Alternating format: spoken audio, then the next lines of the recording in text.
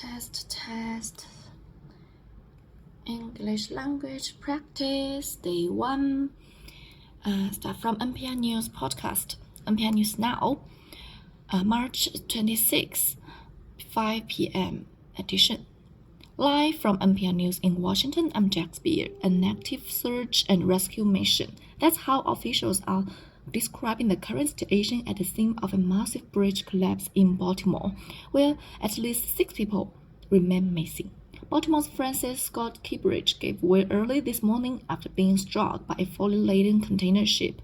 The timing of the incident and a few minutes of advance warning from the crew of the stricken vessel prevented an already horrible situation from being worse.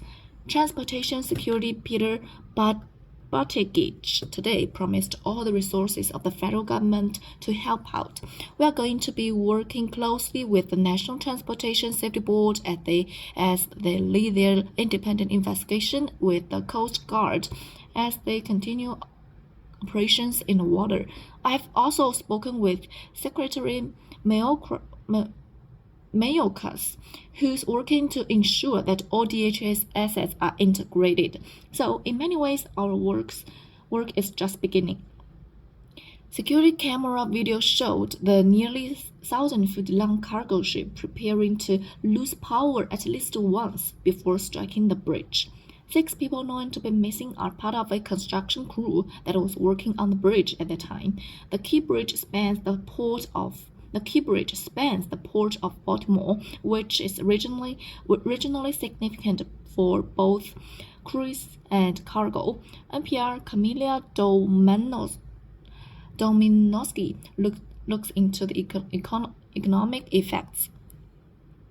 Baltimore's port handles more cars and light trucks than any other port in the country. Hundreds of thousands of people depart from it on cruises each year. According to Maryland state officials, the port directly employs more than 15,000 people and handled a record $80 billion worth of foreign cargo last year. For now, vessel traffic in and out of the port is suspended. Some terminals are located before the bridge, and companies like Volkswagen and BMW expect to be able to continue to use them, but because they are located before the bridge. But other parts of the port are now blocked off by the collapsed bridge. It may be a little while before the full economic picture takes shape. Camila Dominowski, NPR News.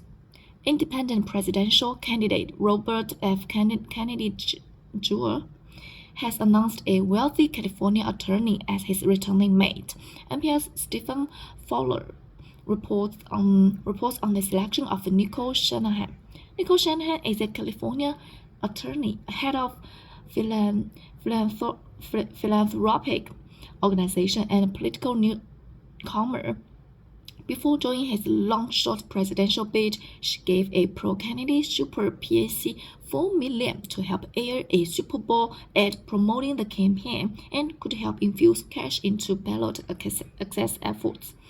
Rules governing those efforts are different in each state, but many require both the president and vice president to be named before supporters can begin gathering signatures. Stephen Fowler, NPR News.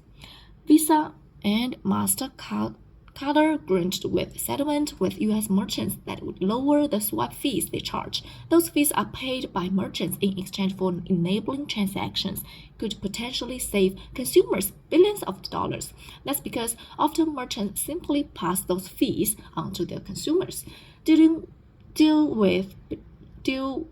which between the parties could cap so-called interchange fee through 2030.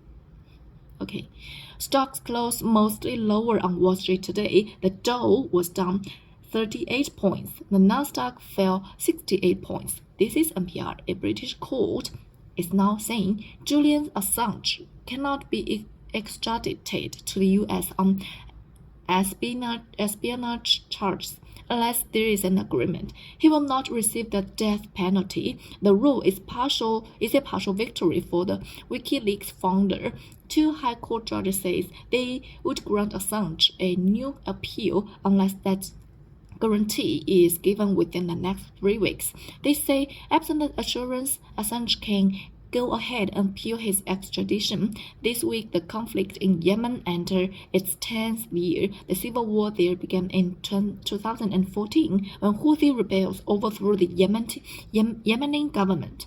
While there's been less active fighting in recent years, the international aid organizations say roughly 18 million people are in need of health assurance. NPR's Gabriel Emmanuel is more. The United Nations Children's Fund or UNICEF estimates that almost half of all children under the age of 5 suffer from chronic malnutrition. This can cause stunting and makes it hard for kids to reach their physical and cognitive potential. Yemen has also seen the return of diseases like polio and cholera. A number of aid groups are in the country, and they are running feeding centers for both in- and outpatient treatment. However, resources are limited. In the last 5 years, the WHO, World Health Organization's funding for the country are dropped 45%. Gabriela Emmanuel, NPR News. While many of the world's governments are pledging to boost renewable energy production, there are hurdles ranging from high interest rates and inflation to supply chain problems, making it costly to build wind and solar projects. While governments promise to triple renewable energy production by 2030 as part of the UN Climate Summit. I'm Jaxbia, NPR News in Washington. That's all of this podcast today. See ya.